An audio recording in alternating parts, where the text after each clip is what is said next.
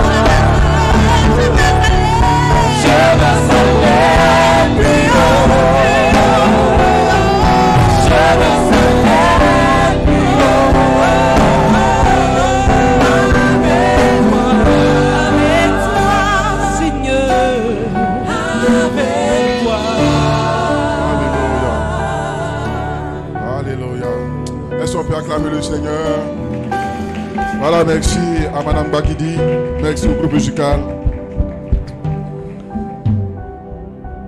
Ce chant nous introduit en même temps pour l'écoute de la parole de Dieu. Nous allons nous tenir debout, nous allons prendre Genèse le chapitre 39. Genèse le chapitre 39, si on peut balancer. Nous allons lire tout le chapitre. Genèse chapitre 39 comporte 23 versets. Nous allons les lire et nous allons prier pour la parole de Dieu. Il est dit dans Genèse 39, le verset 1, ceci: on fit descendre Joseph en Égypte et Potiphar, officier de Pharaon, chef des gardes égyptiens, l'acheta des Ismaélites qu'il y avait fait descendre. L'Éternel fut avec lui et la prospérité l'accompagna. Il habita dans la maison de son maître l'Égyptien. Son maître vit que l'Éternel était avec lui et que l'Éternel faisait prospérer entre ses mains tout ce qu'il entreprenait. Joseph trouva grâce aux yeux de son maître, qu'il employa à son service, l'établit sur sa maison et lui confia tout ce qu'il possédait. Dès que Potiphar lui établit sur sa maison et sur tout ce qu'il possédait, l'Éternel bénit la maison de l'Égyptien à cause de Joseph. Et la bénédiction de l'Éternel fut sur tout ce qui lui appartenait, soit à la maison, soit au champ. Il abandonna aux mains de Joseph tout ce qui lui appartenait, et il n'avait avec lui d'autre soin que celui de prendre sa nourriture. Or, Joseph était beau de taille et beau de figure. Après ces choses, il arriva que la femme de son maître porta les yeux sur Joseph et dit: couche avec moi. Il refusa et dit à la femme de son maître, voici, mon maître ne prend avec moi connaissance de rien dans la maison. Et il a remis entre mes mains tout ce qui lui appartient. Il n'est pas plus grand que moi dans cette maison et il ne m'a rien interdit, excepté toi, parce que tu es sa femme. Comment ferais-je un aussi grand mal et pécherais-je contre Dieu? Quoiqu'elle parlât tous les jours à Joseph, il refusa de coucher auprès d'elle et d'être avec elle. Un jour, qu'il était entré dans la maison pour faire son ouvrage et qu'il n'y avait là aucun des gens de la maison, elle le saisit par son vêtement en disant, couche avec moi. Il lui laissa son vêtement dans la main et s'enfuit au dehors. Lorsqu'elle vit qu'il lui avait laissé son vêtement dans la main et qu'il s'était enfui dehors, elle appela les gens de la maison. Elle a dit, voyez, il nous a amené un Hébreu pour se jouer de nous. Cet homme est venu vers moi pour coucher avec moi. Mais j'ai crié à haute voix. Et quand il a entendu que je levais la voix et que je criais, oh c'est où? Il a laissé son vêtement à côté de moi et s'est enfui dehors. Et elle posa le vêtement de Joseph à côté d'elle, jusqu'à ce que son maître rentra de la maison, à la maison.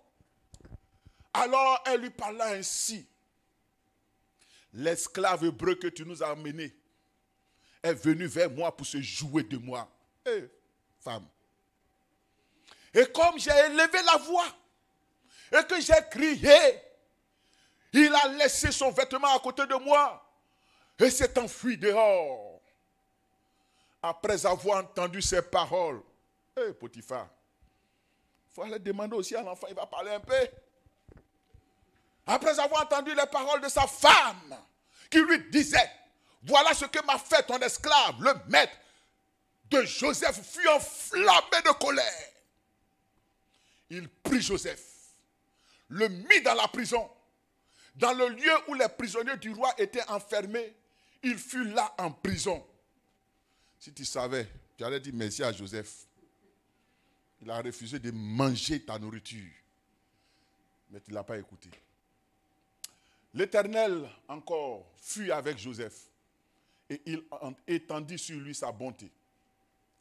Il le mit en faveur aux yeux du chef de la prison. Et le chef de la prison plaça sous sa surveillance tous les prisonniers qui étaient dans la prison et rien ne s'y faisait que par lui. Le chef de la prison ne prenait aucune connaissance de ce que Joseph avait en main parce que l'Éternel était avec lui. Et l'Éternel donnait de la réussite à ce qu'il faisait. Amen. Seigneur, merci de bénir ta parole dans nos cœurs au nom de Jésus-Christ. Amen. Cette semaine, je méditais et j'étais en train de réfléchir à ce test. On était venu ici le jeudi, le mardi à la réunion du soir et notre frère, le diacre Fulgence Quadio, a prêché dans le chapitre 38, nous parlant de Judas et de Tamar. Et quand on a fini de lire, j'ai poussé ma curiosité encore plus loin pour lire tout le chapitre 39. Et c'est pendant que je lisais que le Seigneur attire mon attention sur un fait qui est le mobile de mon message ce matin. Chers frères et sœurs, nous aspirons tous à la gloire, à la bénédiction. Et le cœur de berger que j'ai, c'est ma prière que je formule chaque jour dans ma chambre pour chacun de vous, pour chacune de vous. Je prie que Dieu vous bénisse, que Dieu vous élève, que Dieu fasse en sorte que votre destinée prophétique en Jésus-Christ se réalise pour chacune de vos vies. Je le dis sincèrement, chaque jour, quand je prie avec mon épouse, on prend un temps pour bénir vos vies, pour que Dieu vous fasse aller de gloire en gloire, vous mène au sommet dans vos activités, dans vos projets, dans vos affaires. Je prie tous les jours que dans cette assemblée, Dieu fasse en sorte qu'il y ait des multimilliardaires, des multimillionnaires, des hommes et des femmes influents et influentes. Je prie tous les jours pour pour que dans cette église, il n'y ait point d'indigents, mais que tous parviennent à subvenir à leurs besoins. C'est le cœur que j'ai. Et c'est le désir que j'ai pour chacun de vous. C'est que vous soyez bénis dans vos maisons. Que vous soyez bénis dans vos activités professionnelles. Que votre vie soit une source de bénédiction pour votre entourage. Alors, en lisant ce passage-là, le Seigneur a attiré mon attention sur certaines choses. Et le thème du message d'aujourd'hui, c'est « Fais tout pour conserver la présence de Dieu avec toi. » Fais tout pour conserver la présence de Dieu avec toi. Ici, nous connaissons tous l'histoire de Joseph. Il est né comme tout enfant dans une famille nombreuse. Il était l'avant-dernier fils de son père. Joseph est né et déjà tout jeune, Dieu a commencé à lui révéler sa destinée. Parce que sachez-le bien, chers frères et sœurs, qu'avec Dieu, il n'y a pas de hasard. Il n'y a pas quelqu'un qui est venu sur cette terre pour accompagner les autres. Mais chacun de nous, Dieu a une destinée prophétique pour nos vies. Nous sommes appelés à accomplir quelque chose dans notre famille, dans notre maison, dans notre village, dans notre pays et dans l'église dans laquelle nous nous trouvons. Parce que par la mort de Jésus-Christ et par le salut que Dieu nous a donné, quand nous acceptons Jésus-Christ, c'est la clé que Dieu met dans notre main pour que notre destinée prophétique puisse s'accomplir. Donc, tu es assis là, tu es dans cette église. Tu n'es pas là par hasard. Dieu t'y a envoyé parce que tu as un projet. Parce que Dieu a un projet pour toi. Parce que tu as une mission à accomplir sur cette terre. Si tu es né, sache que c'est pour faire quelque chose pour la gloire de Dieu. Et Joseph, quand il était petit, déjà, Dieu révélait la destinée de Joseph. Et Dieu, en ce temps-là, utilisait les moyens que nous connaissons, des rêves, des songes, des visions. Sachez que moi-même, votre pasteur qui vous parle là, je ne suis pas étonné de ce que je suis aujourd'hui, parce que très jeune, Dieu m'avait déjà montré. Dieu m'avait déjà montré. Très jeune. Et très souvent, quand tu as une destinée prophétique sur ta vie, là, on t'abandonne. Les gens te délaissent. Ou bien même, soit tu tombes gravement malade, à tel point que personne ne pense que tu vas vivre. Parce que le diable, qui voit ta lumière, qui voit ta gloire à venir, fait tout pour éteindre cette lumière. Mais quand Dieu est avec toi, quand Dieu marche avec toi, quand Dieu est au-devant de toi, ce projet-là finira par s'accomplir. J'aime, quand ma maman était encore vivante, j'aimais vraiment lui poser des questions sur ma naissance. Je sais qu'une fois j'en ai parlé, mais c'est mieux que j'en parle aujourd'hui. J'ai dit à ma maman, mais comment je suis né? Elle m'a dit de toutes ces grossesses, c'est ma grossesse qui a été la grossesse la plus difficile. Parce que quand elle est tombée enceinte de moi, elle a eu la maladie en son temps qui faisait ravage en Afrique, le ver de Guinée. Et tout son pied était rempli de vers pendant qu'elle était enceinte de moi. Et à 7 mois, selon ses dires, je me suis étendu dans son ventre.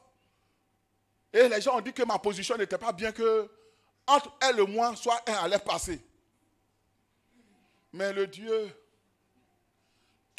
qui est mon affaire, plus que les sorciers, ce Dieu qui avait des projets sur ma vie plus que les mystiques, a permis qu'en son temps, où la césarienne était d'un autre âge, que je puisse naître normalement et que je vive. Et mon enfance n'a pas été facile. D'abord, quand je suis né, Dieu, il est bon. Oh, il est bon. Mon père, qui est né dans le fétiche. Ma mère, qui a été lavée avec l'eau du fétiche. Mes grands-parents, qui étaient les dépositaires du fétiche au village. Quand je suis né, Dieu s'est arrangé. Le Dieu qui connaît la destinée des gens s'est arrangé pour que je ne naisse pas un 18 avril, pour que je ne naisse pas un 20 avril, pour que je ne naisse pas un 15 janvier, mais Dieu a arrangé, a proclamé dans son temps et dans son plan pour que je naisse un 19 avril. Et le 19 avril, je suis né là, c'est prophétique. Parce qu'avant nos parents là, pour nous donner des noms, c'est sur le calendrier grégoriens, qu'ils partaient prendre des noms. C'est comme ça, certains se sont réveillés un matin, on les appelle Gaspard, on les appelle Dagobert, on les appelle Rigobert. Donc se sont réveillés un matin, il y a un autre, lui il est né le 7 décembre. Et en Côte d'Ivoire, en son temps, autant nous faut boire, 7 décembre, c'était la fête nationale. Donc on abrège, on met fête Nat. Son papa a vu fête Nat, il a appelé son fils série fête Nat. C'est comme ça, certains se sont réveillés avec des noms. Mais le Dieu qui avait un projet et qui avait un plan pour ma vie a permis que je naisse le 19. Et ce 19 là, quand mon papa a pris le calendrier, c'est écrit là-bas Sainte Emma. Il dit, mais mon fils est un garçon. Il a demandé au prêtre, Sainte Emma, garçon c'est quoi? On lui a dit, garçon là c'est Emmanuel. Sans savoir ce que le nom signifie, mon père m'appelle Emmanuel. Et c'est quand je grandis, je découvre dans le Nouveau Testament Gédéon. Dans Matthieu le chapitre 1, le verset 23 à 24, la Bible dit, voici la Vierge sera enceinte, elle enfantera un fils et on lui donnera le nom d'Emmanuel, ce qui signifie Dieu est avec nous. Alléluia. Quand j'ai vu ça, j'ai dit, ce jour-là, j'ai pris là, le Nouveau Testament, puis j'ai crié, il dit, papa, mon nom est dans la Bible. Mon nom est dans la Bible. Mon nom dit que Dieu est avec moi. Vous savez ce que mon papa m'a dit? Il dit, va là-bas. Ton nom est dans la Bible, je n'ai qu'à faire quoi? Mais moi, j'étais heureux de savoir que je portais un nom prophétique et que j'étais l'homo de Jésus-Christ de Nazareth. Et ce nom, Emmanuel, je vous le dis parce que ce nom a eu une influence. Ne donnez pas les noms n'importe comment à vos enfants. Si nos parents ne connaissent pas Dieu, Dieu va utiliser sa providence divine pour faire en sorte que le nom qu'on va nous donner là soit un nom prophétique qui révèle ce que Dieu va faire avec nous. Et puis quand je suis né, écoutez, hein, on m'a appelé Dieu avec moi. C'est pas ça. On m'a appelé Yao, parce que mon grand-père s'appelle Yao. On m'a appelé Kwasi, parce que je suis né un lundi, chez nous les Baoulés. Et puis mon papa a mis Emmanuel, et puis à la fin il a mis le nom du fétiche, Tano. Donc, dès l'instant que Emmanuel arrive avant Tano, c'est que le nom d'Emmanuel annule les effets de Tano. Si Dieu est avec moi, qu'est-ce que Tano peut encore dire? Donc quand je suis né, on dit, bon moi j'ai vu, c'est pas on dit, je suis le portrait de mon père. Et mon père est le portrait de notre grand-père. C'est à cause ça qu'ils m'ont appelé Yao.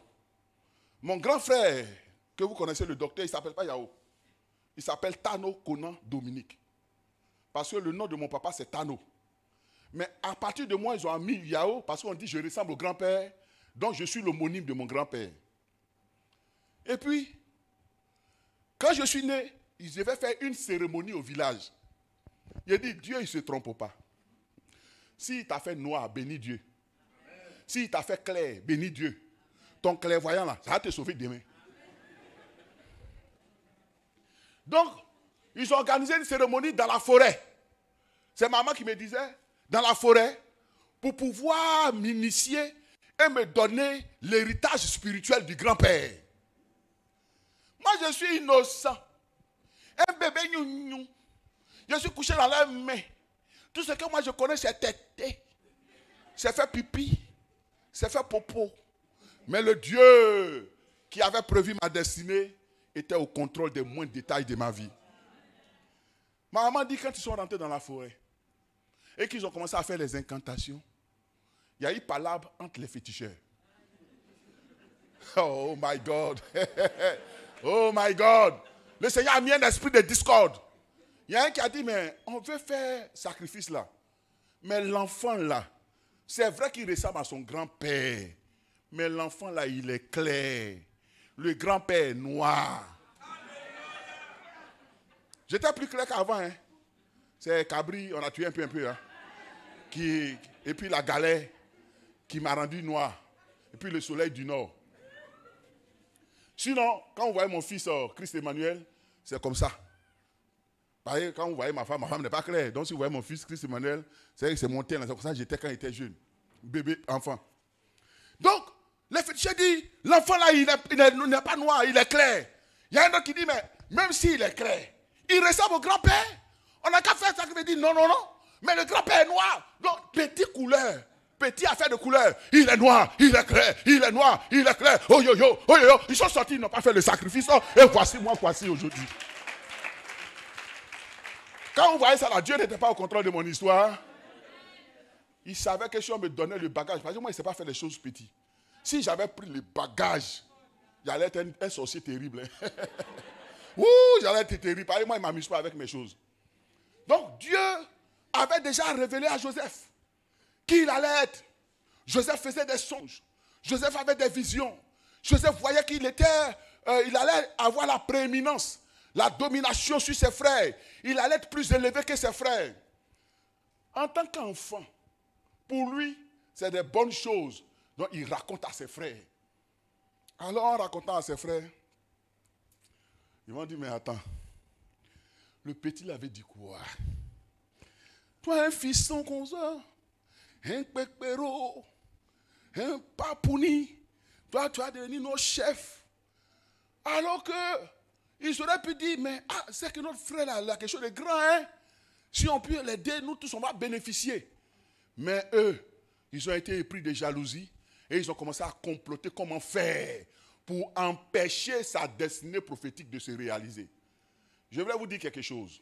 Ce n'est pas ses frères qui ont comploté contre lui, mais c'était le diable qui, connaissant la gloire, l'étoile de Joseph, a utilisé ses frères qui ont cédé ou qui ont prêté le flanc par la jalousie, et le diable va saisir cela pour les mener à accomplir ce dessein. On pouvait dire, mais pourquoi Dieu n'a pas empêché? Pourquoi Dieu ne s'est-il pas opposé? Mais Dieu, il est souverain. Il a des voies qui sont contraires à nos voies. Il a des chemins qui sont contraires à nos chemins. Il peut même utiliser la méchanceté des hommes pour accomplir la volonté parfaite de Dieu pour la vie de chacun de nous. Alors, Joseph va être vendu par ses frères. Il va être livré comme un esclave. Lui, un prince d'Israël, il va être vendu par ses propres frères et il va descendre en Égypte. Joseph a été déporté en Égypte 1300 ans avant la naissance, 1900 ans du moins, avant la naissance de Jésus-Christ. Cet épisode de la vie de Joseph se situe aux environs de l'an 200, après l'appel d'Abraham. En Égypte, Joseph a subi 3 types d'épreuves. En Égypte, il a subi 3 types d'épreuves. La première épreuve à laquelle Joseph a été soumis, c'est l'épreuve de la pureté. L'épreuve de la pureté qui atteint souvent les jeunes gens qui sont loin de leur famille. Parce que très souvent, quand on est en famille, il y a certaines choses qu'on n'arrive pas à faire. Mais quand on se éloigne un peu des parents, on a envie de découvrir certaines choses. On a envie de poser certains actes. Et Joseph va être confronté à cette épreuve de la pureté. La deuxième épreuve, c'est l'épreuve de la vengeance. Tentation à laquelle sont exposés ceux qui sont maltraités. Quand on est maltraité là, quand on nous fait souffrir injustement, quand on ment sur nous, quand tout ce qu'on fait à la maison, c'est les enfants de papa et de maman qui ont fait. Et puis comme nous, on est cousins, quand on attrape le voleur, la maman sait que c'est son fils qui a volé. Mais elle dit à son mari, mon fils, là, il ne volait pas. Mais depuis que Kofi est arrivé, notre fils a commencé à voler. Pour dire au papa que c'est ton neveu que tu as fait venir là. C'est lui qui est en train d'entraîner tes enfants au vol. Maman, ouvre tes yeux sur la vie de tes enfants. N'excusez pas toujours les actions de vos enfants et ne prenez pas toujours la défense de vos enfants. Je parle aux mamans. Parce que très souvent, quand nos enfants font des fautes, on a tendance à les couvrir parce que c'est notre enfant. Tu le couvres aujourd'hui, demain, il sera un danger permanent pour toi parce que très tôt, comme l'a dit notre frère, tu n'as pas pris le temps de régler le problème. Et ça se passe. On nous a accusés injustement. On nous a frappés injustement parce que les gens ont voulu protéger leurs enfants. Des choses qu'on n'a pas fait. On dit c'est nous, on a fait. Eux-mêmes sont au courant, mais on dit c'est nous, on nous a frappé à la place des autres. C'est là que j'ai compris le sacrifice de Jésus. Il a été humilié à notre place, flagellé à notre place, injurié à notre place. Alors, chers frères et sœurs, Joseph, quand tu sors des champs de preuve là, ton désir, puis Dieu t'élève là, le désir que tu as là, la tentation que tu as, c'est de te venger, de montrer à ceux qui t'ont fait ça là, qu'aujourd'hui c'est toi qui es là. Joseph a été soumis à cette épreuve. La troisième épreuve, ça a été l'épreuve de la mort. Dans chaque cas, Joseph a triomphé de l'épreuve grâce à sa foi en Dieu et en ses promesses. Alors, chers frères et sœurs, dans ce passage que nous avons lu, nous voyons que la promesse, du moins, que les promesses et le succès de Joseph, les prouesses du moins, les prouesses et le succès de Joseph tournent autour d'une déclaration. C'est-à-dire, dans ce passage-là, on voit que les bénédictions de Joseph, tout ce que Joseph a réussi à faire, tourne autour d'une parole. Et cette parole-là revient 4 fois dans la lecture. Le verset 2, est-ce qu'on peut balancer le verset 2? Le verset 2, il a dit ceci. Écoutez bien. L'Éternel fut avec lui. L'Éternel fut avec lui. Le verset 3, il a dit, son maître vit que l'Éternel était avec lui. Le verset 21, il a dit ceci. L'Éternel fut avec Joseph. Et le verset 23, il a dit, le chef de la prison ne prenait aucune connaissance de ce que Joseph avait en main parce que l'Éternel était avec lui. Cette expression revient 4 fois. Parce que Joseph honora Dieu.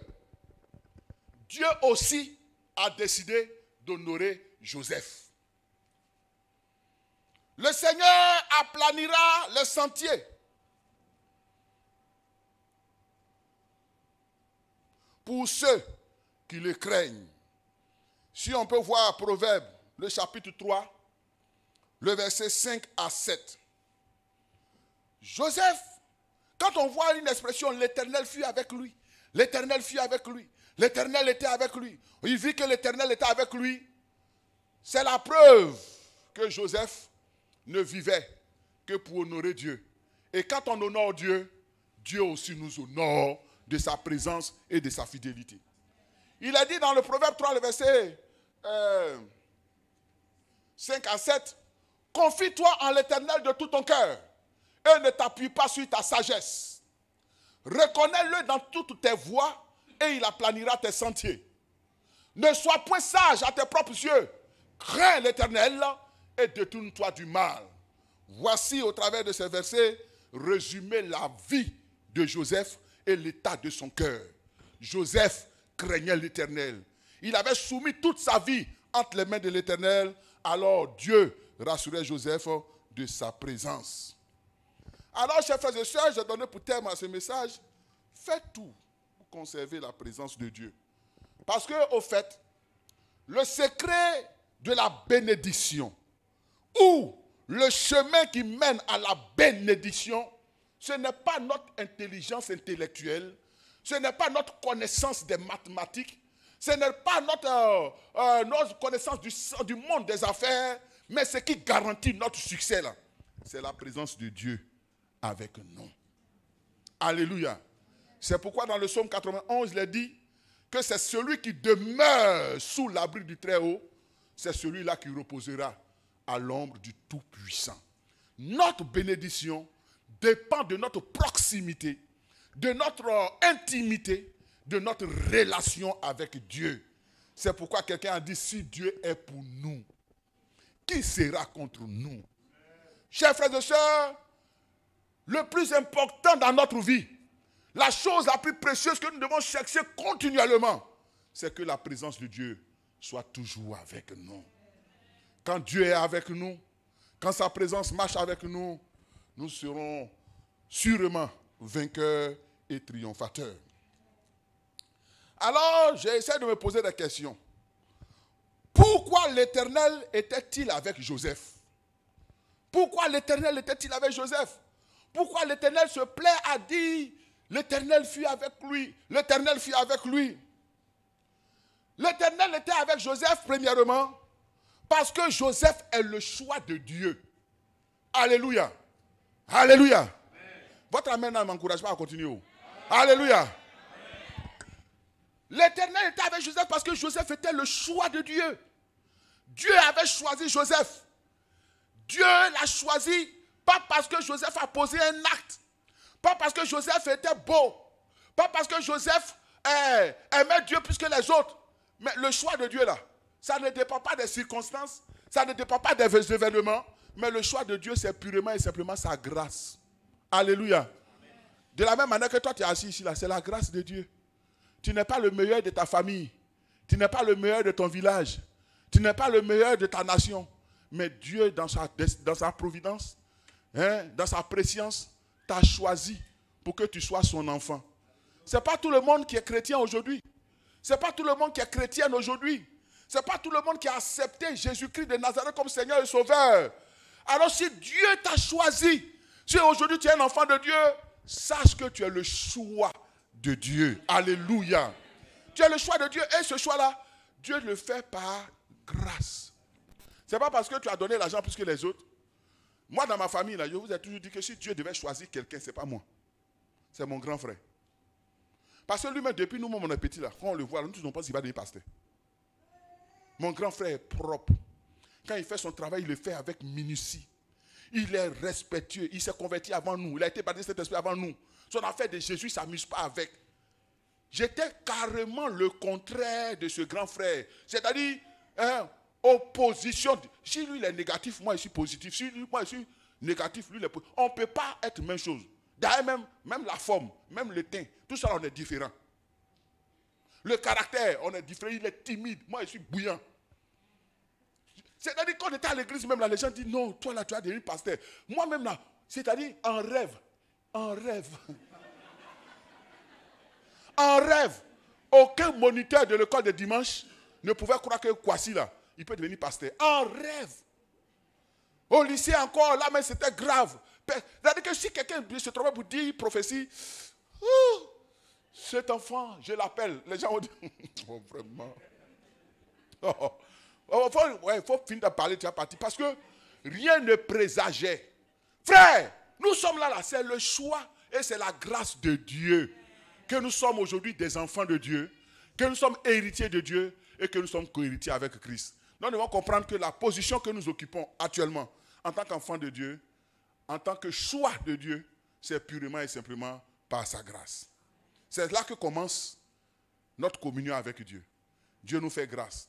Les apôtres, Jésus les a appelés, pas parce qu'ils étaient les meilleurs, mais Dieu les a fait grâce. Alors, si notre bénédiction commence par la grâce, si notre élévation commence par le choix de Dieu, quand Dieu nous choisit, quand Dieu nous fait grâce, après cela, là, c'est le travail maintenant nous revient. Comment faire pour conserver cette présence? Comment faire pour que cette grâce-là demeure continuellement avec nous? Dieu a choisi Israël, mais il arrivait de temps en temps qu'Israël sortait de l'alliance et Dieu se retirait et Israël était livré à ses ennemis.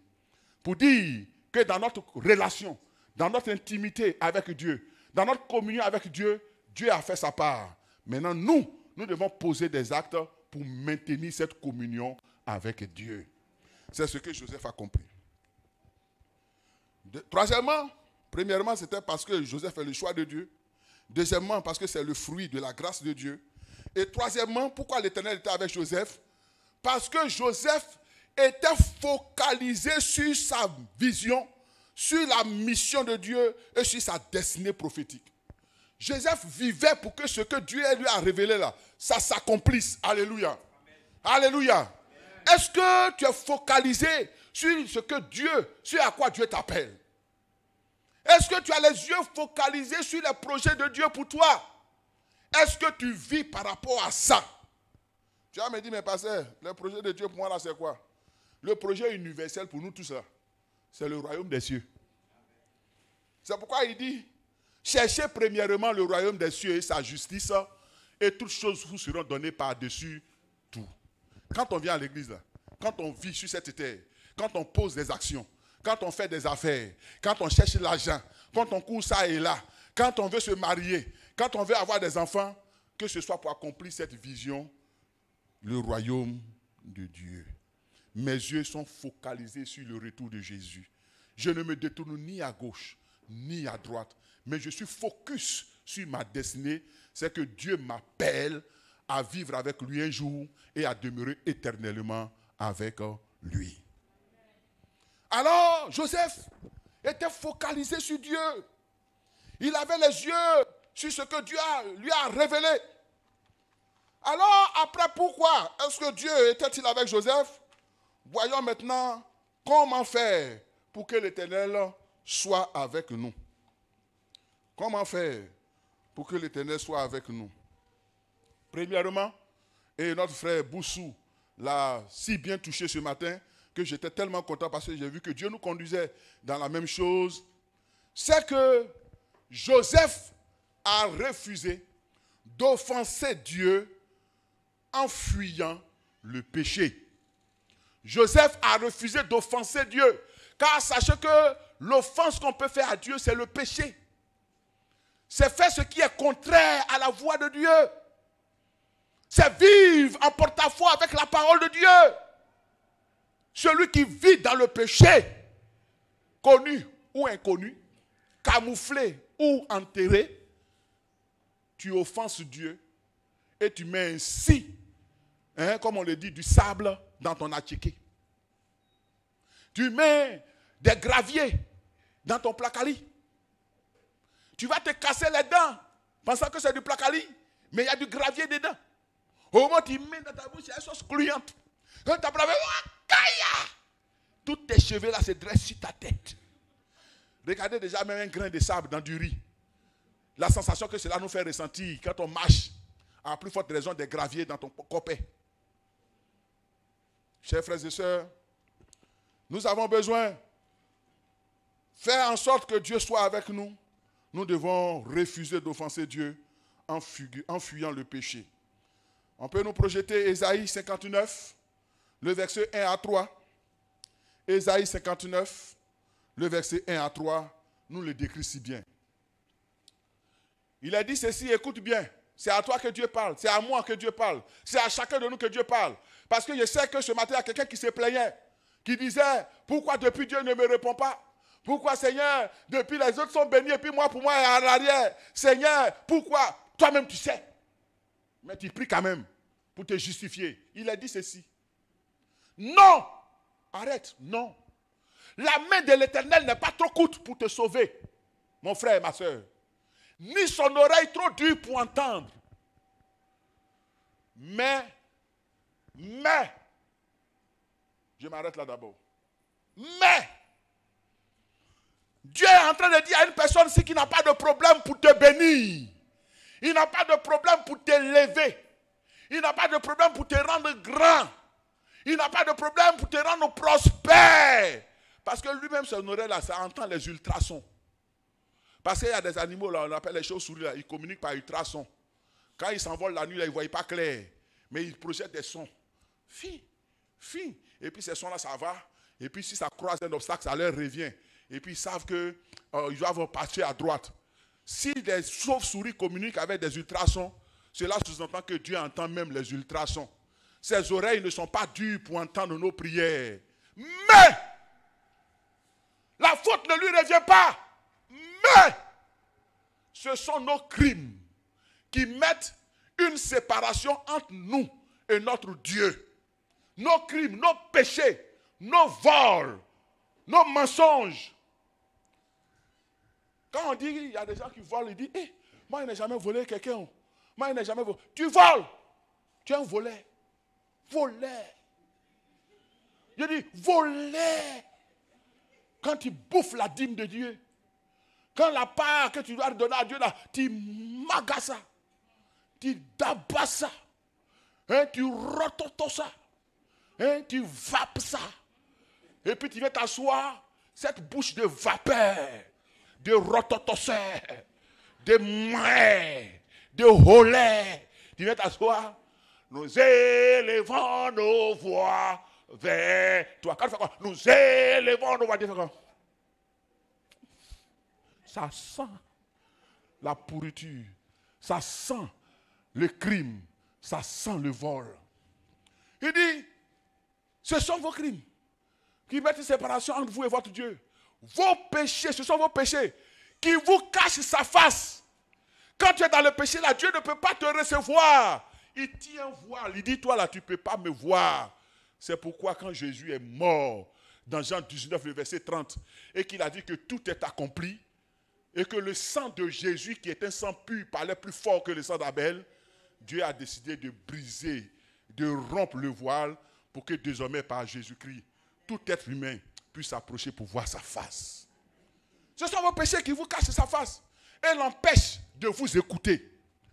Il a envie de t'écouter, mais quand il vient venir écouter, là, c'est ton péché qui parle.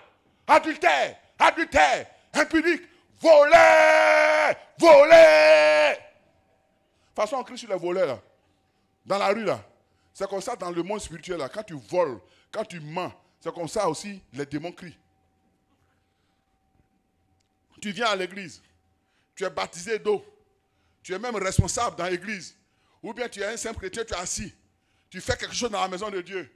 Quand tu te lèves le matin et puis tu veux prier, et puis tu es mis à genoux, tu dis Adonai Père, Jéhovah Nissi, là.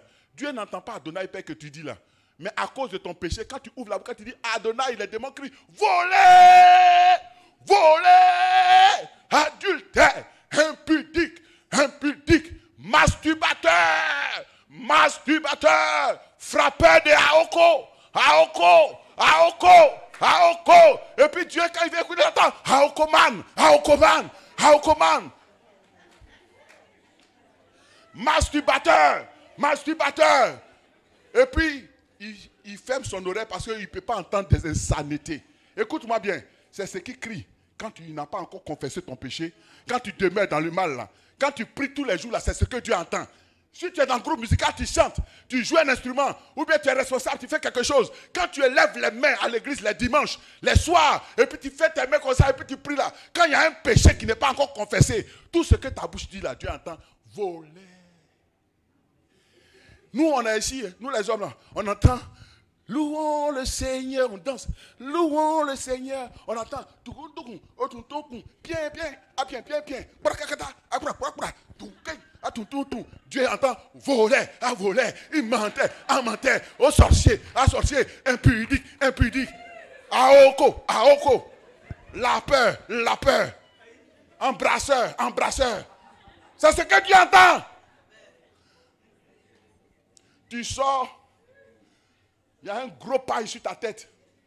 Tu t'arrives à la maison, le gros paille te cache la face de Dieu parce que tu es dans un péché que tu n'as pas confessé. Verset 3. Car vos mains sont souillées de sang et vos doigts de crime. Vos lèvres profèrent le mensonge. Votre langue fait entendre. Écoute, votre langue, là, ça fait entendre l'iniquité. Quand tu ouvres ta bouche, tu penses que tu pries là. C'est ton iniquité que tu exposes devant Dieu. Joseph, Dieu était avec lui parce que Joseph a pris la ferme résolution de ne pas se souiller avec le péché. Dieu aime ça. Je vous dis quelque chose, mes frères. Péché là, moi je ne suis pas un pasteur qui camoufle les choses. Péché là, c'est doux. C'est doux.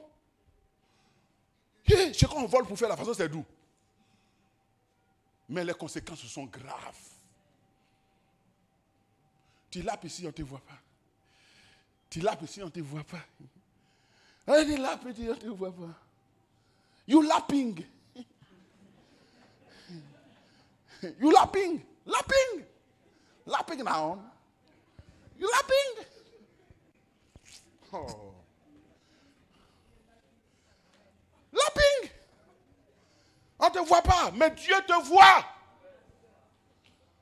Parce que souvent on se pose la question, mais pourquoi telle personne ne décolle pas? Avec tous ces talents qu'il a, pourquoi il ne décolle pas? Mais si ton pied est attaché à une bouée ou bien à l'ancre d'un bateau, au moment où tu es décollé là, tu ne peux pas décoller.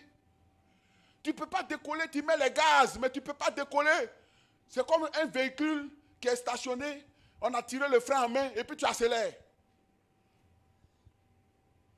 Il faut décoller. Frère, soeur, laisse ce que tu aimes là. À un moment dans la vie chrétienne, il faut accepter de sacrifier quelque chose. Il faut accepter de sacrifier quelque chose.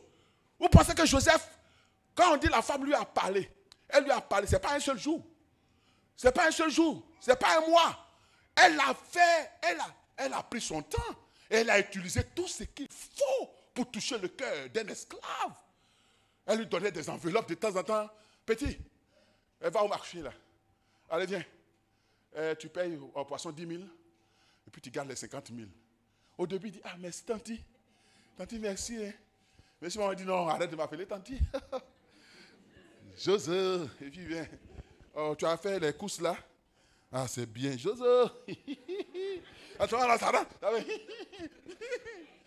Vous pensez que ça a été facile pour Joseph? Elle a préparé l'enfant. Elle a mis ce qu'il faut. De temps en temps, elle faisait exprès quand Joseph rangeait sa maison, elle faisait exprès pour faire tomber son pain. Excuse-moi, pour que l'enfant, de façon furtive, voie des choses qu'il interprète pour dire, et tu vois ça, la vieille mère n'est pas mal, hein? Petit, ça c'est le diable qui parle. Tu es loin de tes parents, hein? Tu es venu te chercher, hein, mon bébé. Tous les moyens sont bons, hein? Et puis, tu vois, c'est la vieille mère. C'est que si elle enjaille de toi, le vieux mort est mort dans le film. Comment tu vois ça? Mais Joseph, la Bible dit, elle parle. Il dit, maman, pardon. Je ne peux pas faire ça. Mamie, souvent, elle fait exprès. Joseph est quitté au marché. Oh, Joseph, viens. Joseph, fou. Quand il vient, il dit, fais-moi tout. Fais-moi tout. Le petit, c'est pas où. Il dit, c'est sa maman. Fais tout, elle fait exprès, elle presse.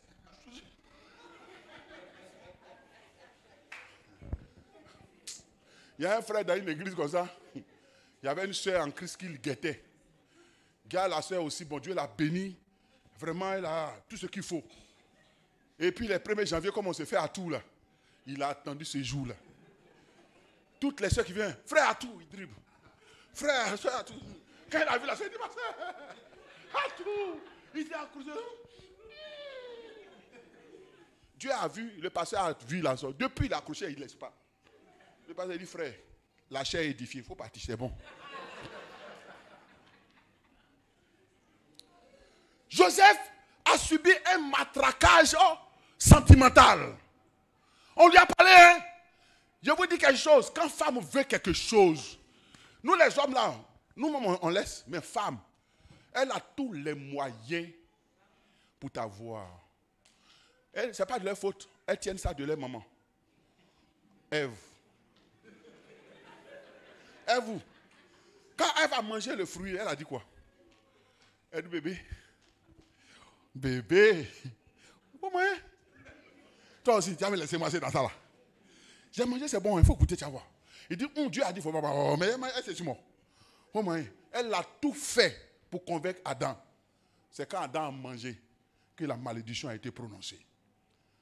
Chers frères et sœurs, faisons tout pour résister. Parce que le diable sait que c'est la seule chose, écoutez-moi bien, c'est la seule chose qui offense Dieu, le péché. Et c'est la seule chose aussi qui empêche notre destinée d'atteindre son point culminant. Souvenez-vous de Samson. Souvenez-vous de ces hommes qui ont été freinés net à cause d'un péché qu'ils ont laissé entrer dans leur vie. Souvenez-vous, frère, et ne vends pas ton droit d'aînesse. Ne vends pas ta destinée à cause d'un morceau de viande. Ne vends pas ta destinée à cause d'un bisou. Ne vends pas ta destinée à cause d'un iPhone 16. Que quelqu'un va te proposer, jeune fille, je suis prêt à payer iPhone 16 pour toi. Seulement, il y avait un coup. Mais souvent, le un coup que tu t'en fais, le un coup, ça produit beaucoup de coups. Tu perds ta virginité. Tu peux attraper une maladie sexuellement transmissible. et une maladie spirituellement transmissible.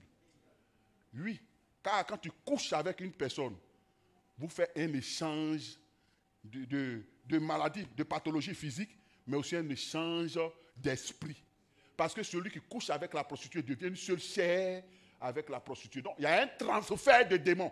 La personne avec qui tu couches, tu ne sais pas si ses parents adorent un génie, un serpent, s'ils adorent un cimetière, s'ils adorent des morts, s'il y a des légions de démons avec eux. Quand tu te connectes, les informaticiens savent, si tu prends une clé, que tu connectes à un appareil qui est rempli de virus, tu ressors avec tous ces virus. Bêta, méta, toutes sortes de virus. On peut même te vider ton compte avec ces virus. On peut même récupérer tes données et les mettre sur Internet. Vous comprenez? Donc quand tu tombes à ça là, tu es mort. Tu es mort. C'est ça là que j'ai compris. Et que Dieu m'aide à tenir ferme. Sinon nous les pasteurs là, quand nous les pasteurs on se croise dans nos causes, c'est qu'on subit là. Les propositions qu'on nous fait. Ce n'est pas n'importe quelle femme qui nous cherche à nous là. Parce que le diable pour nous tuer là, il envoie ce qui est important. Ce n'est pas n'importe quelle femme qui nous cherche. Il y a des femmes qui te cherchent là. C'est-à-dire qu'il dit il faut goûter un peu seulement. On te donne 4-4. Tu goûtes un peu seulement, on peut payer une maison pour toi. Mais en goûtant là, en goûtant, tu sais ce qui est dans le goûtant? Je refuse de mourir avant l'accomplissement de ma destinée. Il faut dire à ton voisin, il faut dire voise. Je refuse de mourir avant l'accomplissement de ma destinée. Il ne faut pas raccourcir ton histoire. Dieu a de belles choses pour toi. À cause d'une petite fille dans ton quartier, tu vas mourir. À cause d'un petit garçon de téléphone. Est-ce que vous savez qu'en son temps, il y a des femmes là qui ont abandonné leur mari à cause de Mercedes 190. Aujourd'hui, là, si on te donne cadeau, tu vas prendre. En son temps, d'autres ont abandonné leur mari à cause de Nokia 310. Aujourd'hui, Nokia 310, on vend ça à 13 000 dans l'assiette. 1500. Tu arrives à se déposer dans l'assiette au black, 1500. Personne ne paye. Donc, il ne faut pas te vendre à cause de quelque chose qui va perdre sa valeur demain. Il y a des gens qui étaient prêts à sacrifier leur virginité, leur honneur à cause de iPhone 2, iPhone 3 en son temps, iPhone 1 quand c'était sorti. Avec la pomme. Vous-même, vous ne voyez pas la pomme qui est dessus là. Ça veut dire quoi? Manger le péché. Il y a des filles qui ont fait ça. Aujourd'hui, on a un iPhone combien? Vous qui êtes dans iPhone, on est dans quel? 13.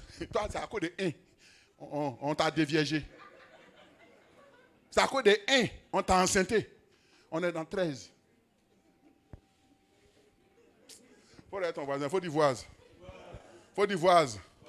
J'espère que ce n'est pas de toi l'homme de Dieu parle. Hein? Joseph pouvait dire non. La tante elle est belle. C'est la femme de mon patron. Mais il est resté ferme. Quelles que soient les conséquences. Parce qu'il était focus sur sa destinée. Il savait que Dieu le destinait à de grandes choses. Il n'était pas prêt à vendre sa destinée, à vendre son appel. Moi, ma plus grande tentation dans ma vie de pasteur, ça a été à la veille de ma titularisation. Je l'ai dit, parce que ma femme est au courant. Moi, je ne lui cache pas. Je lui dis ça, je ne cache pas ça à ma femme. Ou dans la première fois dans ma vie, une femme est venue me dire, pasteur, il faut me manger. Je lui ai demandé comment?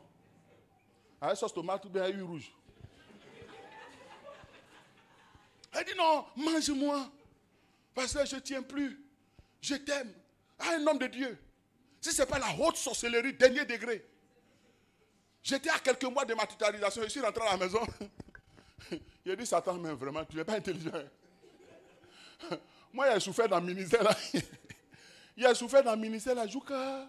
Dans Madinani, je suis tombé dans moto. Sur moto, tombé dans l'eau sale avec ma femme. Derrière moi, front de mon fils est coupé comme ça. Caillou a coupé le front de mon fils. J'ai souffert à Tiaple. Avec mes parents, Yacouba là-bas. Je suis venu à l'école pastorale, j'ai souffert, j'ai étudié, j'ai eu tous mes diplômes. Maintenant où je suis à quelques mois, où tout le mouvement des assemblées de Dieu va reconnaître mon ministère. On va reconnaître que je suis. C'est ça, toi, tu envoies sauce avariée, viande périmée, poisson, à quoi on a pourri, à John vend pour me servir, que moi je n'ai qu'à manger. Satan, tu es bête. Moi, voici, immangerable. Et Dieu m'a soutenu. Je vous dis la vérité, ce n'est pas parce que je suis passé, je vous dis, la tentation était là. Ce n'était pas facile. Quand je regarde la personne qui me parle, qui fait des yeux comme... Mon cœur, souvent, ça va venir et dit, Seigneur, sauve ton serviteur. Ah, je suis... Ah, vous pensez que nous, les pasteurs, on est en bois. Pasteur Narcisse, on est en bois. Pasteur Soro, on est en fer. On est des hommes. On a les réactions, mais à cause de ce que Dieu nous a appelés, ce à quoi Dieu nous destine, on n'est pas prêt. Et puis c'est quoi? C'est quoi? Moi, ma femme, oh, sakayada, bro, sakayada. C'est-à-dire, moi, il y a des choses, je suis fait, mais Dieu a me tué. Parce qu'il m'a donné une jolie femme. Une femme qui me comprend. Une femme qui est chic. Depuis 19 ans, c'est toujours doux. J'allais mettre ma bouche dans la poubelle. Hein, vous qui mangez, vous mangez dans la poubelle, hein? C'est des asticots que vous mangez. Et vous partez manger, vous prenez bouche de poubelle là, vous revenez à la maison et ça. Pour infecter votre soeur. Comportement de sorcier. Et puis, souvent quand l'homme a... Les femmes, je vous dis quelque chose. Souvent quand l'homme a commis un péché là, je vous dis un secret. Là, il a commis un péché et puis il vient là. Quand tu demandes rien et puis il s'enflamme là. Faut.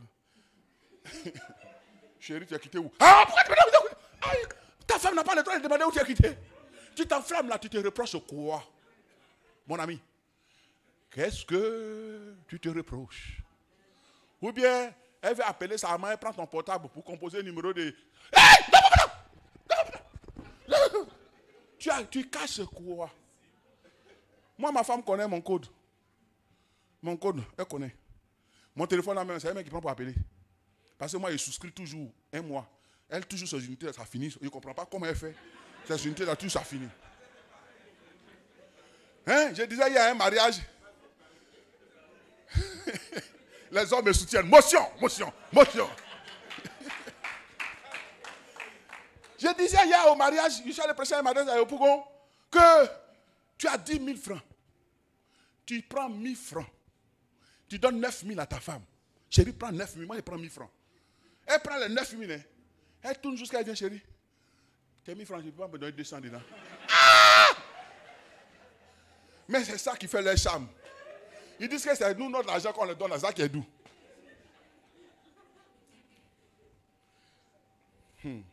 Joseph a refusé d'offenser Dieu. Deuxièmement, comment faire pour que l'Éternel soit avec nous? Ne pas chercher nos propres intérêts, mais chercher les intérêts de Dieu. Alléluia. Joseph a dit quoi à la femme de Potiphar? Pourquoi ferais-je un tel acte? Et pourquoi pécherais-je contre l'Éternel Dieu?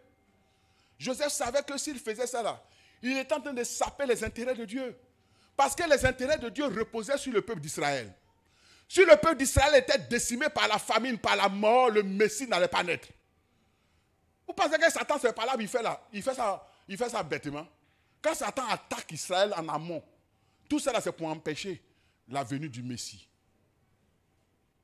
Joseph n'a pas cherché ses propres intérêts. Frère, en vivant dans ce monde-là, vivons pour que les intérêts de Dieu soient vus. Vis pour défendre les intérêts de Dieu. Quand tu défends les intérêts de Dieu, là, Dieu aussi propulse tes intérêts. Joseph a refusé un moment de douceur, des mois de câlin, des mois de bénédiction financière. Joseph a refusé ça pour que l'intérêt de Dieu soit préservé. Troisièmement, comment faire pour que l'Éternel soit toujours avec nous? C'est de rester digne dans l'épreuve, quel que soit le prix à payer. Rester digne dans l'épreuve. On va te manquer de respect. On va se foutre de toi. On va t'accuser pour ce que tu n'as pas fait. On va te pousser à bout pour que tu exploses. Mais les personnes qui sont attachées à l'accomplissement de leur destinée restent dignes dans l'épreuve. Job est resté digne dans l'épreuve. Quand l'épreuve était devenue forte et que la situation était devenue tragique, Madame Job est venue dire, mon mari, maudit Dieu et meurt. Voici l'objectif que le diable vise dans l'épreuve. Que l'épreuve nous pousse à maudire Dieu pour que nous mourons. Mais Dieu a un objectif aussi à atteindre quand il permet l'épreuve. C'est ce que Job a dit à la fin. Mes oreilles avaient entendu parler de toi. Mais maintenant, mes yeux t'ont vu. Que l'épreuve fasse en sorte que nous découvrions Dieu sous une autre facette. Que nous le voyions agir dans une autre dimension. Restons dignes dans l'épreuve. Alors, chers frères et sœurs, quand nous faisons toutes ces choses,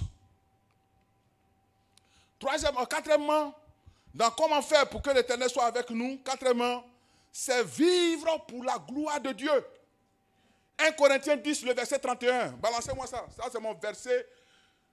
Dans la Bible, moi, c'est ce verset sur lequel je m'appuie pour être heureux. 1 Corinthiens 10, le verset 31. Nouveau Testament. J'attends. Il a dit, écoutez bien. Soit donc que vous mangiez, soit que vous buviez, soit que vous fassiez quelque autre chose, faites tout pour la gloire de Dieu. Tout acte que nous posons, pose-toi la question, est-ce que ce que je suis en train de faire là, est-ce que Dieu est glorifié? Est-ce que ce que je suis en train de manger là, est-ce que Dieu est glorifié? Est-ce que ce que je suis en train de boire là, est-ce que Dieu est glorifié? Je parle de ça pourquoi? C'est vrai que la Bible n'interdit pas l'alcool. Mais l'alcool a une mauvaise prestance. L'alcool là, ça salit le témoignage. Alors si pour un aliment, tu vas être un sujet de scandale, vaut mieux t'en détourner, comme nous dit Corinthiens. Tu es chrétien là, il faut arrêter d'aller boire avec tes amis païens. Tu ne les encourages pas à sortir. C'est toi qui es spécialiste. Tu es chrétien, mais tu bois le samedi. Tu bois le vendredi. Tu es un boiveur. Et quand on partit dans, la Bible n'a pas interdit ça. La Bible n'a pas interdit ça. Mais la Bible nous dit d'être vigilant. De veiller. Pour ne pas que nous soyons un sujet à scandale. Quand j'étais au nord, là, je vous ai dit ça ici. J'étais le pasteur de l'église évangélique et puis j'avais le prêtre catholique avec moi. Le prêtre catholique là. Excusez-moi, c'est mon frère Agni. Donc moi je suis Baoulé, nous on a fait alliance. Donc on se va dire, alors Baoulé là, moi c'est dit Agni là. Mais le prêtre là, chez les musulmans où on est venu pour les gagner là, quand on fait réunion des préfets, des responsables religieux là, c'est lui qui décapsule Valpierre. Devant les musulmans là. Et puis il sait. Et puis il me dit, Baoulé là, toi tu es un faux Baoulé, hein? Tu ne bois pas. Ah, nous on boit, hein? Devant les musulmans là. Et chaque fois le préfet dit, pasteur, tu ne prends pas un peu? Je dis, monsieur le préfet, Dieu m'a donné une sagesse. Je dis, monsieur le préfet, je suis né le 19. Je ne suis pas arrivé à 20. Donc Dieu même ne veut pas que je bois 20. À cause de ça, je suis né un 19. Quand il dit ça, il rit et puis bon, ça. Mais je vous dis, quand j'ai quitté Madinani, à ma fête d'au revoir, tous les imams, tous les responsables de jeunes musulmans sont venus à ma fête d'au revoir. Parce que ma vie a été un témoignage. Et quand on s'en va faire réunion de conseil de préfecture, de sous-préfecture, conseil municipal, une fois on est arrivé, toujours quand l'imam prie, le pasteur prie. Donc pour faire équilibrage, je dis, pasteur, il faut prier. Il a dit au maître de cérémonie, il dit non, pardon, aujourd'hui là, il faut interroger le prêtre. Quand il faut interroger le prêtre, il dit, pasteur, priez. Je dis non, il dit, hey, pasteur, priez. Ils ne veulent même pas qu'un doromican puisse élever la voix. Parce que chez eux, celui qui boit là, il est disqualifié. C'était grave, hein, ce prêtre-là, c'était grave. Hein? Pentecôte, il allait fêter Pentecôte à Séguélon, avec les chrétiens. Ah, le jour-là, le fusion du Saint-Vin a coulé. Le prêtre revenait en moto dans la ville de Madinani. Il était à vitesse, il ne voyait pas clair. dans sa soutane. Un cabri a traversé, le prêtre est rentré dans le cabri. Prêtre, cabrio, soutano. Tout le monde mélangé dans la moto, là-bas il s'est réveillé. Qu'il a pris moto, il a démarré encore. Ils sont sortis, il dit, Kenny, Doralo, Doro. Il n'a pas été une bonne image. Souvent, là, il faut accepter de se sacrifier. Accepter de perdre quelque chose pour Dieu. Joseph a accepté de perdre un plaisir de quelques minutes. Il a accepté de perdre un confort qu'on lui proposait. Cela lui a coûté la prison. Mais la présence de Dieu était continuellement avec lui. Alléluia. Alors, le résultat. Voici ce que produit le résultat de la présence de Dieu ou quand Dieu est avec nous. Premièrement, verset 2.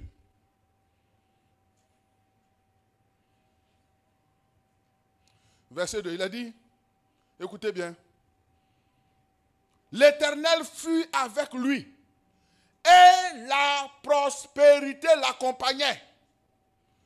Quand Dieu est avec nous, la prospérité nous accompagne. Ce n'est pas nous on cherche prospérité.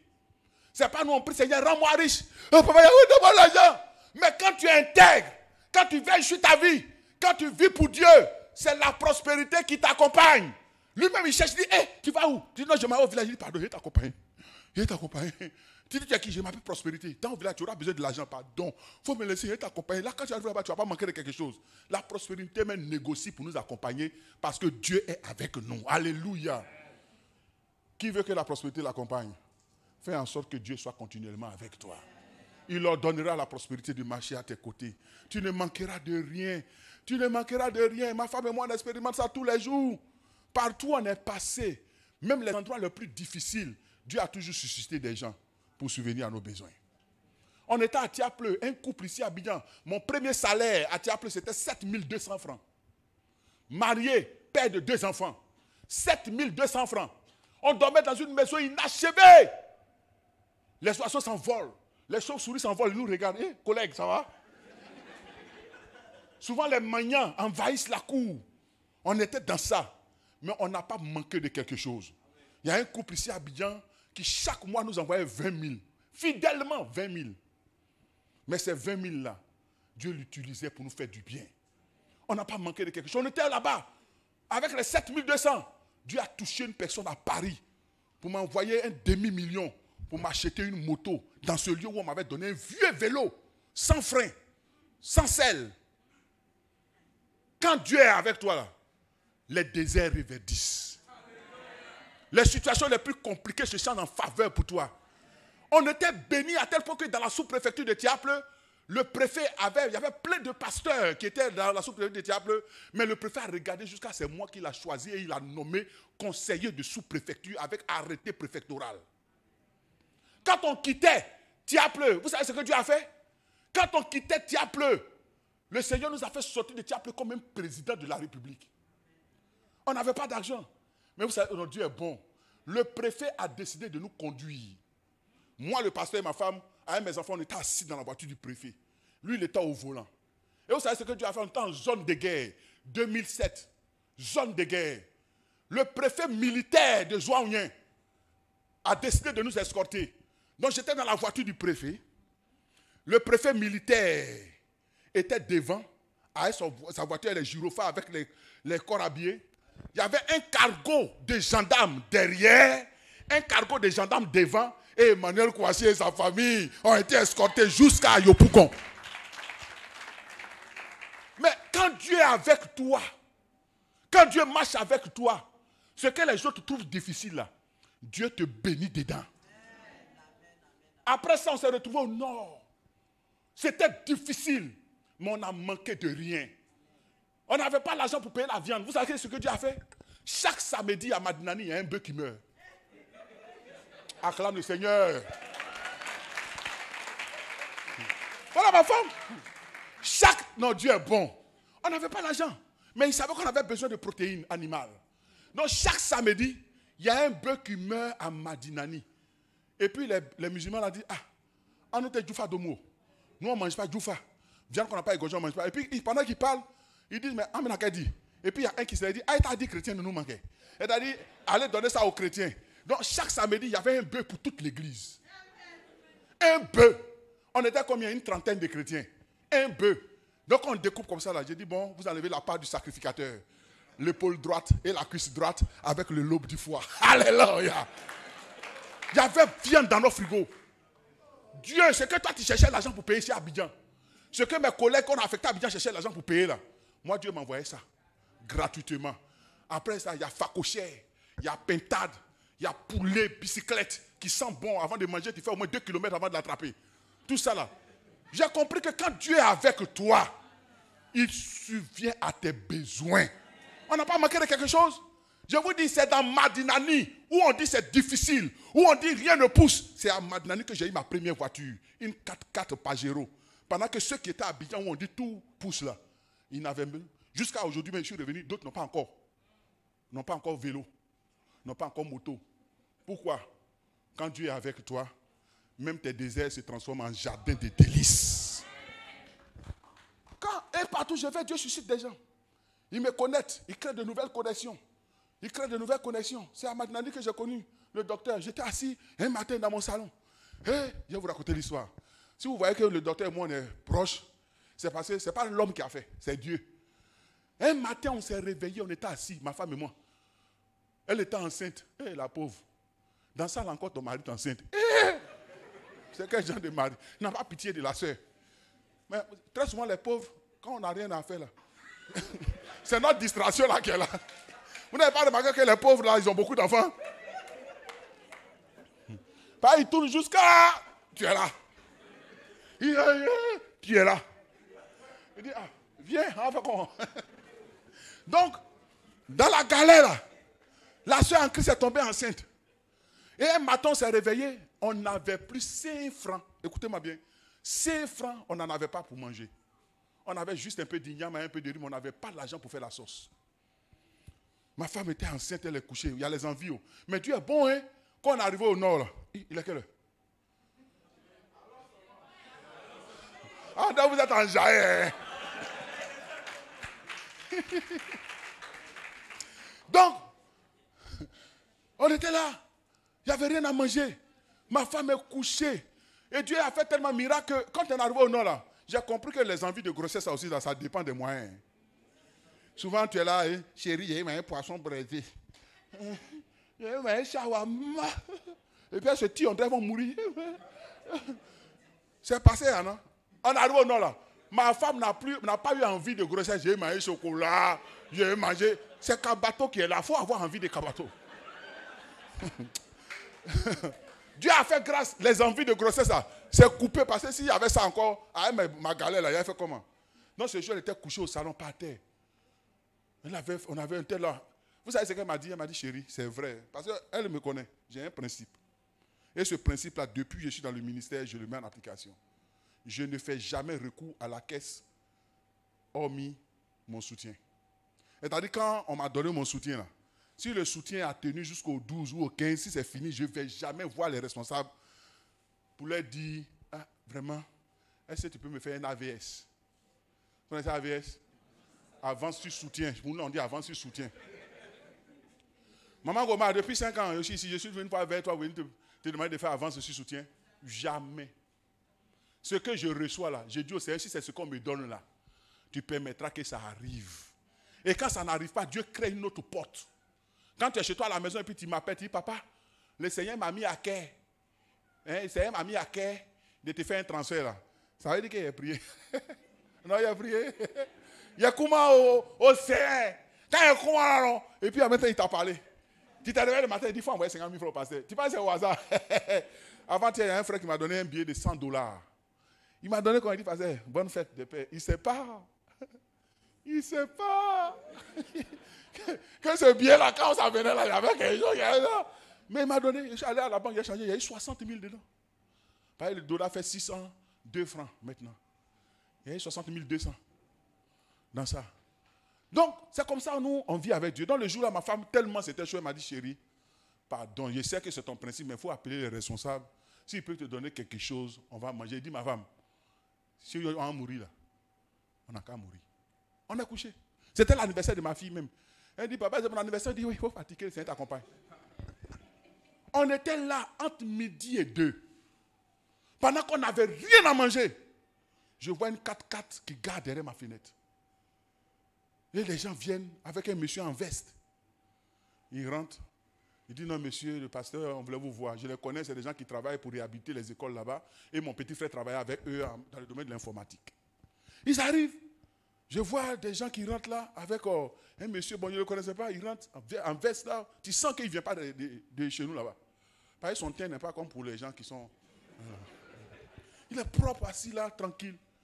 Il dit, bon, monsieur, pasteur, on est venu, on voulait vous poser des questions sur ce que l'entreprise l'a fait ici, tout ça. Il dit, non, je les connais, ils travaillent dans... Pendant qu'il est en train de parler, il dit, oh, pasteur, il dit, pourquoi? Il dit, non, je suis ton frère en Christ.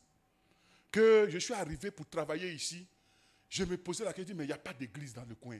Donc, tous ces gens sont perdus. Et puis, au retour, en revenant, j'ai vu la pancarte de l'église Assemblée de Dieu. Donc, j'ai demandé à savoir s'il y a un pasteur dans cette église-là. On dit, oui, on le connaît, que son petit frère est avec nous. C'est là que le docteur a demandé à croiser le pasteur qui est dans ce village reculé, où si on en fait quelqu'un, il ne peut pas mettre pied là. Mais moi, je suis là-bas. Il a vu la route. Il a vu la route de Boudiali. Vous venez à Madinani, une route, ce n'est pas route. Je vous dis, frère, quand tu es sur cette route-là, tu as deux choses. Soit tu maudis Dieu, tu meurs, ou tu le bénis et puis tu vis.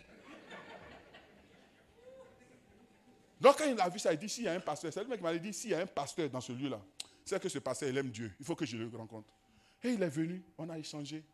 En partant, dans son amour pour Dieu, il a enlevé 2 billets de 10 000. Je ne vais jamais oublier ces 2 billets.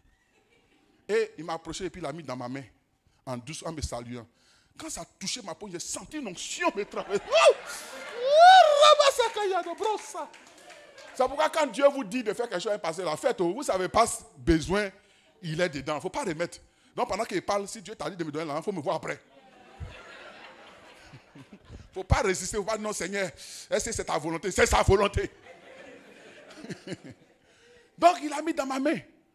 Je vous dis, quand j'ai regardé ça, j'ai failli pleurer, mais je me suis joué les dangereux. J'ai dit, frère, merci beaucoup, tout ça. Et puis j'ai dit à ma femme, elle était que j'ai dit, chérie, Dieu a exaucé nos prières. Les 20 000 là, ça nous a aidé à terminer le mois. Et en bon africain, je lui ai demandé, il dit, mais frère, tu es venu, tu es seul, tout ça là, le soir, il faut venir, on va manger. Il est venu, on a fait poulet. Dieu, lui, il ne mange pas poulet. Heureusement, on avait une vieille sauce avec fakouché, sauce d'umblé. Il a bien mangé ça. Et puis en partant, il a enlevé encore de l'argent. Il dit, je donne ça pour mettre dans la caisse de l'église. Pasteur, le jour où tu es à Abidjan, il faut chercher à me voir. Moi, je ne savais pas qui c'était. Il m'a donné sa carte. Quand j'ai regardé la carte là, non. Il dit, Seigneur, tu le gardes en vie. Il vivra longtemps. Alléluia. Et c'est comme ça que Dieu a créé la connexion. Dans ce village reculé, c'est là-bas que Dieu m'a créé cette connexion avec le docteur. C'est pendant que j'étais là-bas que Dieu m'a connecté au frère Kaba. J'étais à Madinani, je ne le connaissais pas. Et puis Dieu a fait, je suis. Donc, quand tu es dans la volonté de Dieu là, mes frères, les gens pour t'aider à l'accomplissement de ta destinée là, Dieu va les susciter. Joseph était en prison, mais c'est dans la prison où Potiphar pensait qu'il avait jeté pour le maltraiter, pour le malmener. Les gens qui allaient être le sujet du déclenchement de la promesse de Dieu, de la destinée prophétique de Joseph, ils étaient dans la prison. Donc il fallait que Joseph aille en prison. Il faille que les gens te fassent ce qu'ils sont en train de te faire. Il faille que les gens te méprisent. Il faille que les gens te poussent à bout. Parce que ceux qui doivent accomplir ta destinée, c'est là où on te pousse là. C'est là-bas que tu vas les croiser. Alléluia. Je suis venu ici en zone 4. Personne ne voulait en zone 4. Mais ma destinée était là-bas. Dans le garage, j'y suis allé. Aujourd'hui, Dieu m'a fait... Vous qui êtes là, on n'est pas en train d'accomplir la destinée de Dieu actuellement. Donc, frère, ce qui garantit le succès d'un enfant, d'un chrétien, c'est de tout faire pour rester connecté à la source de la bénédiction. Ne permets pas que quelque chose t'éloigne de la présence de Dieu. Même si tu dois payer le prix fort. Même si on doit te manquer de respect. Même si on doit se moquer de toi. Joseph a été humilié. Dernier cri d'humiliation. Joseph a été humilié. Mais ce qui me réjouit encore, même dans la prison, la Bible dit que Dieu était avec lui. Alors, chers frères et sœurs, la bénédiction, le résultat, c'est que la prospérité nous accompagne, comme je l'ai dit. Deuxièmement, l'Éternel fait prospérer tout ce que notre main touche. C'est un signe que Dieu est avec nous. Il fait prospérer tout ce que nos mains touchent. Dieu a fait prospérer. Je suis arrivé ici, là. On était combien? On était où? Mais regardez là où Dieu est en train de nous mener. Pour la première fois de l'histoire des assemblées de Dieu de Côte d'Ivoire, on a pu lever un fonds de 1,350 milliard pour acheter un terrain. On n'a jamais fait ça en Côte d'Ivoire. Mais ça a été pourquoi? À cause de toi et à cause de moi. Pourquoi? Parce que Dieu est avec nous. Avant-hier, je suis allé, le président m'a trouvé là-bas. J'ai commencé à ménager tout à ceux qui veulent aller voir pour aller voir. On a déjà installé les clims dans le bureau. Les peintres sont en train de faire la peinture actuellement. Demain, on va si on peut nettoyer, on nettoie. Mardi, je mets les mobiliers. Mercredi, je suis assis dans mon bureau. Alléluia. Mais c'est comme ça. Dieu, quand Dieu est avec toi, il fait prospérer tout ce que tes mains touchent. Le président m'a trouvé là-bas, il dit, mon fils, c'est bien. Tu fais bien de te lever. Il faut que vous preniez possession, il faut que vous saisissez ce lieu. Il m'a félicité. Frère, quand Dieu est avec toi, il fait prospérer. Les choses que les autres, eux, touchent, ça ne marche pas là. Quand toi, tu touches, ça marche. Et ça marchera.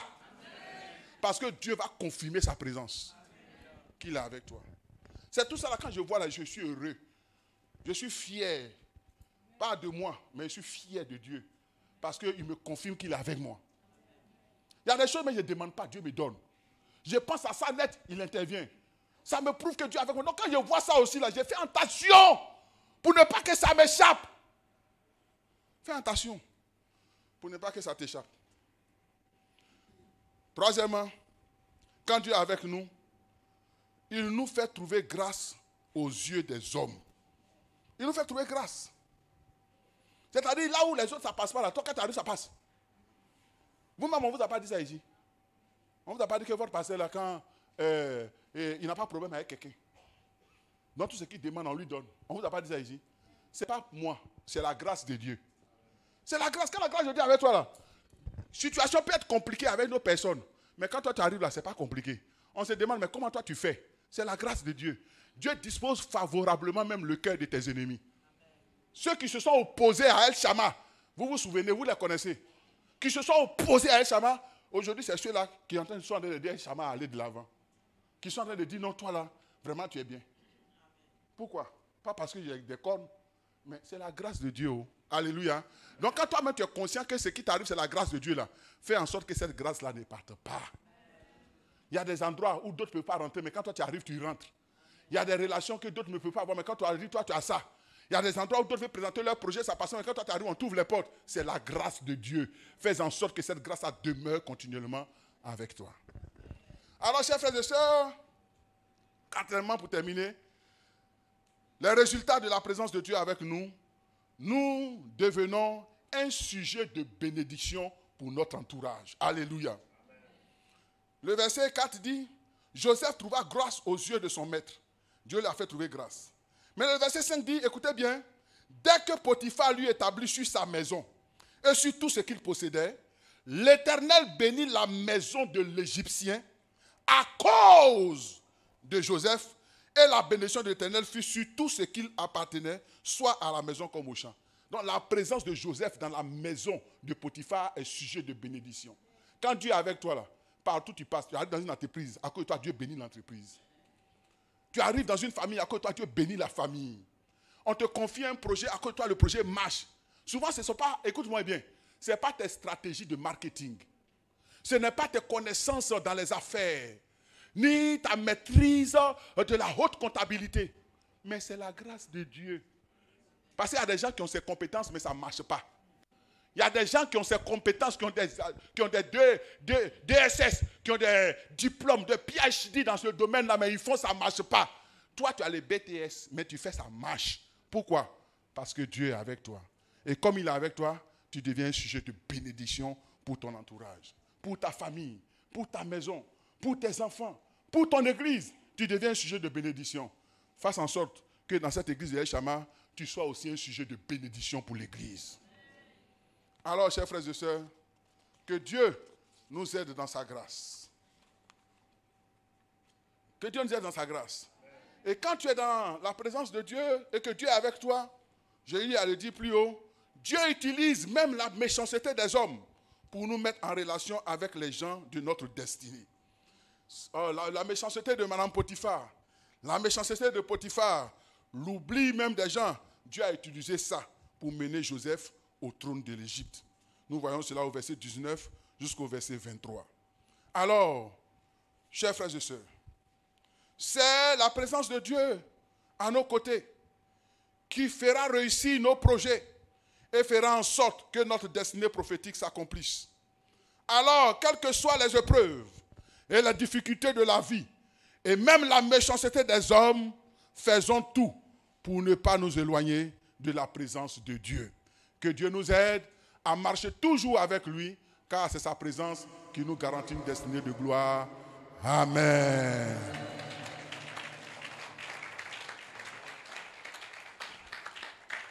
Ta présence me fait du bien. Venez me sauver. Ton esprit est là. Est-ce qu'on peut se tenir debout?